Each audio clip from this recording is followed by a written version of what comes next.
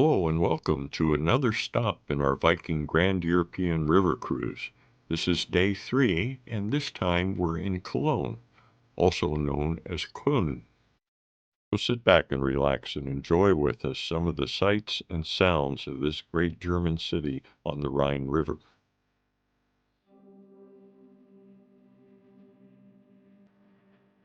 We left our previous stop, Kinderdijk, late in the evening and sailed down the Wall River until it intersected with the Rhine. Unfortunately, we sailed all night and didn't get to see much of the surrounding countryside. We stopped just short of Cologne in the little town of Zons. This meant a very early breakfast so we could board buses for a 30-minute drive into Cologne. This was a good solution because the bus got us into Cologne much faster than if we had stayed on the ship and cruised into Cologne. We were dropped off some distance from the cathedral and began our walking tour, and our first stop was the Edith Stein Memorial. Edith Stein was a young Jewish girl who converted to Catholicism in the 1920s and became a nun. When the National Socialist movement started in the 30s, she feared for her life because of her Jewish background and fled to the Netherlands. Nevertheless, she and her sister were both arrested by the Gestapo and were taken to Auschwitz, where they perished. This statue represents the 3 phases of her life: as a Jewish girl, a seeker, and then finally as a nun. She was canonized in 1998, and both the Catholic and Protestant churches recognize her as a saint. Our next stop was a short distance away, and it was the City Museum of Cologne. It has moved since we were there and has moved closer into town, but one of the highlights of the museum was this flying car sitting atop the museum itself.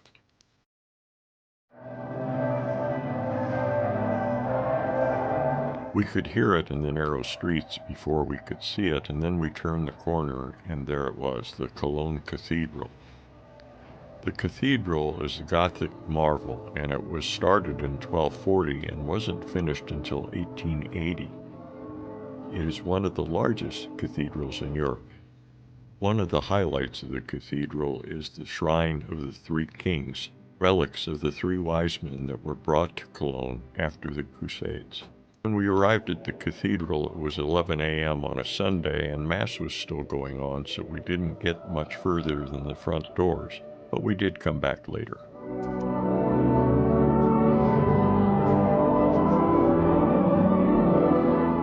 There were ushers at the entrance trying very hard to keep the tourists quiet during the Mass. So we headed off to our next destination by going south from the cathedral itself. More about that destination in a minute, but we did get a good look at the south side of the cathedral, and it is absolutely magnificent. As with many European cities, the Romans were here, and there's an extensive German-Roman museum right next to the cathedral, but we didn't have a chance to get in. Nevertheless, from the edge, you can look down and see remnants of one of the Roman walls, which are scattered throughout the city. Now we get into some amusing parts of the city, and this is the Heinzelmännhenbrunnen statue. So the legend goes that at night, the gnomes did all the housework for the inhabitants of the city so they could laze about during the day. But one day, the tailor's wife put some peas on the floor of her house, and it caused the gnomes to slip and fall, and they went away and never came back. So from there, it was a delightful walk through a shopping area over to the Alter Markt, the old market, right near the city hall. On our way through, we saw one of the typical tourist trains that you see in many European cities. But then we went over to the Jan van Werth Denkmal. Jan was a celebrated soldier during the 30 Years' War. And there's some story about him and his girlfriend, but I didn't quite understand it all. And here you can get chocolates to go with your beer, Kolsch beer, which is the famous Cologne beer. So from the old market square, you can get a good look at the city hall. And on the facade of the city hall is a clock. And at the top of the clock is a face called the Platzjabak. And on the hour, this gentleman sticks out his tongue. If you look at the statues on either side of the clock, they each stand on a pedestal. Some of these pedestals reflect a, awkward position about the people being displayed. It is surmised that the city did not have a very good opinion of these people. Well, the citizens also have an answer. This building stands on the old square facing the City Hall, and it perhaps reflects the owner's opinion of City Hall itself.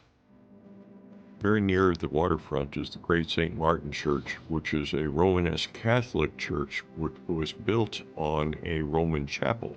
The church was later transformed into a Benedictine monastery. The buildings were erected between 1150 and 1250. Unfortunately, we didn't have enough time to go in. Well, there certainly was enough time to go visit Peter's Brauhaus. Here you can get Kolsch beer. By law, Kolsch beer is only brewed within the confines of Cologne and has a special recipe that must be followed to be called Kolsch. The interiors of the Brauhaus are exquisitely decorated with fine wood and even stained glass in the ceilings. Well, that was it for our formal walking tour, so we decided to go on our own and head over to the Rhine River and head north a little bit and then cut over to the Bahnhof. The first thing we saw when we headed this way was the Hohenzollern Brücke, which is a railway bridge that carries something like 1,500 trains per day. But there's an interesting pedestrian walkway that you can take. The bridge is also called the Lovelocks Bridge. It is decorated with 300,000 locks with love notes engraved on them. The German railway company was very worried about the additional weight on the bridge, but the romantic fans protested and the locks remain. So we proceeded along the Rhine north of the bridge and came across a very charming open-air market. It seemed you could buy almost anything you wanted, including food, clothes, suitcases, just about anything.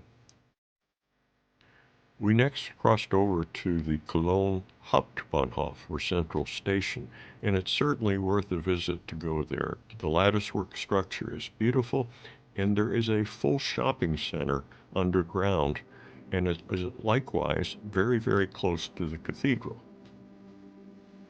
Standing on the north side of the cathedral, you can see the entrance to the train station and the shopping center. It was later in the afternoon, and the Mass at the cathedral had ended, so we opted to go inside and take a look. The church is amazing inside and has one of the highest Gothic vaults of any church in the world.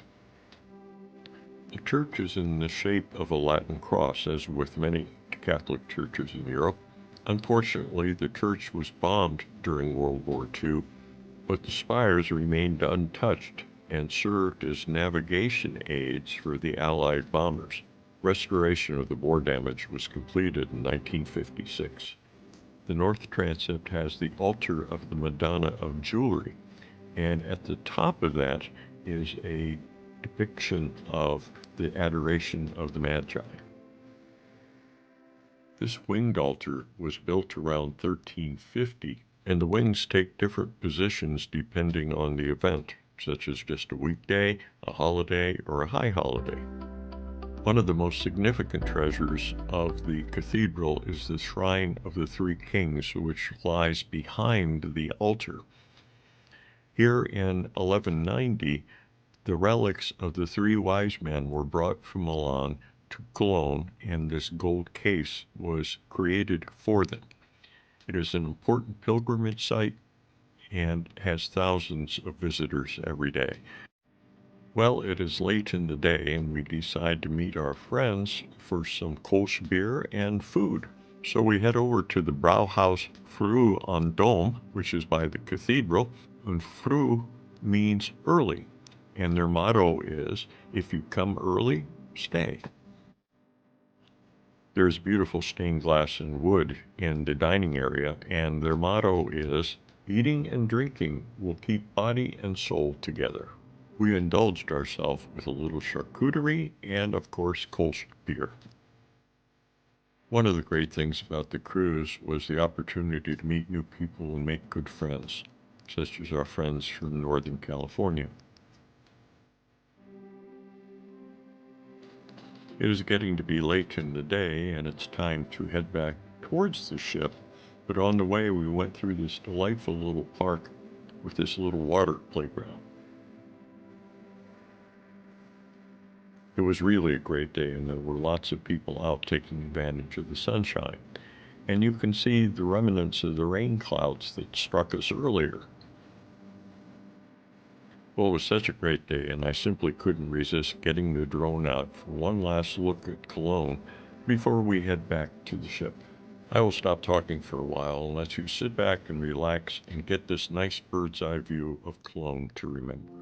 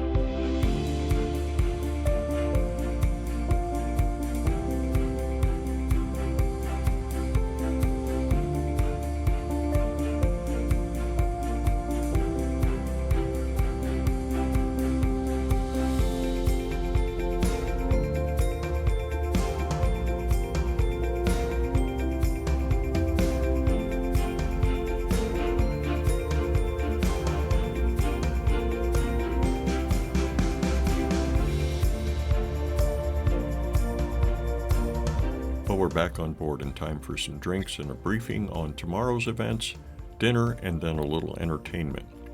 We set sail at 10 p.m., which was one of the longer stops that we had on the cruise. And it's off down the Rhine River to our next stop, Koblenz. If you enjoyed this video, I sure would appreciate it if you click the subscribe button and come back and see us often.